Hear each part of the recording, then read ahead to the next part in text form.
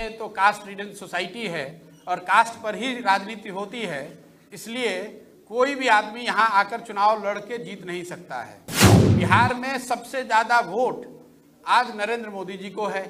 नरेंद्र मोदी जी के जाति के कितने लोग बिहार में रहते हैं, आप मुझे बता दीजिए। अगर बिहार में हर आदमी जाति पर ही वोट कर रहा है, तब तो नरेंद्र मोदी जी को एक वोट भी नहीं मिलना चाहिए बिहार में। साहब, 2 मई 2021 को जिस दिन बंगाल और तमिलनाडु के रिजल्ट आए, उस दिन मैंने पब्लिकली इस बात की घोषणा करी है कि मैं जो काम पहले करता था वो आगे नहीं करूंगा। ये अलग बात है कि आप या आप में से कई ऐसे व्यक्ति हैं जो उसको मानने के लिए तैयार नहीं हैं।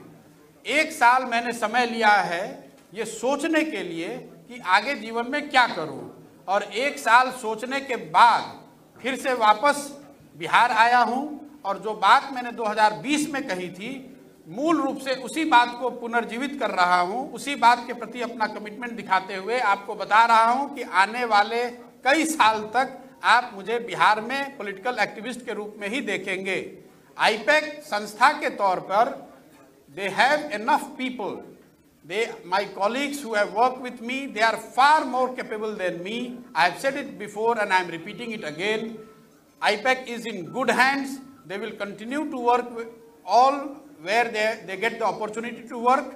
मेरा उनसे कोई डायरेक्ट रिलेशन, वर्किंग रिलेशन अभी भी नहीं है और आगे भी नहीं है।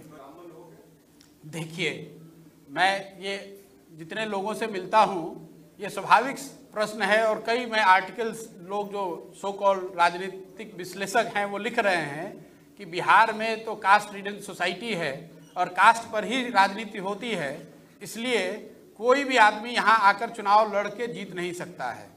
पहली बात कि सिरे से ये बात को खारिज करता हूँ। अगर आप डेटा को एनालाइज करेंगे तो अलग अलग समय पर आपको दिखेगा कि जो सो कॉल्ड कास्ट रीडन सोसाइटी है उसमें भी लोग जातियों से ऊपर उठकर वोट करते रहे हैं। अगर आप आज की परिस्थिति को ले लें, आप लोग सब विशेषज्ञ हैं, राजनीति को कवर करते हैं, बिहार में सबसे ज़्यादा वोट आज नरेंद्र मोदी जी को है। नरेंद्र मोदी जी के जाति के कितने लोग बिहार में रहते हैं, आप मुझे बता दीजिए। अगर बिहार में हर आदमी जाति पर ही वोट कर रहा है, तब तो नरेंद्र मोदी जी को एक वोट भी नहीं मिलना चाहिए बिहार में। तो ये कैसे मैं मान लूँ कि यहाँ पर सिर्फ जाति के आधार पर ही वोट पड़ता है।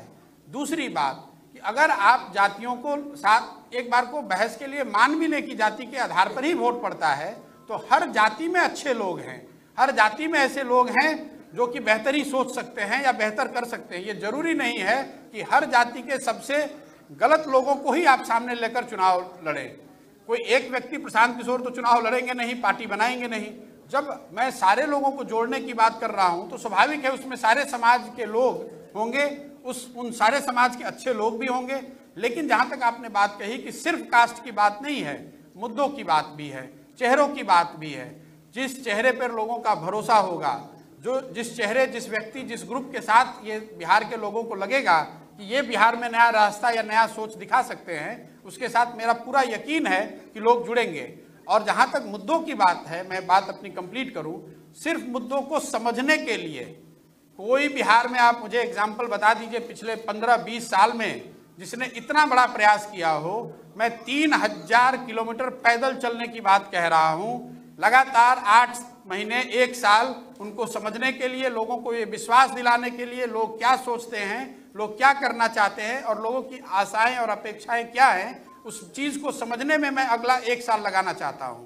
मैं चुनाव से 6 महीने पहले आकर कोई पार्टी बनाकर चुनाव लड़ने की प्रक्रिया का हिस्सा अभी नहीं हूं।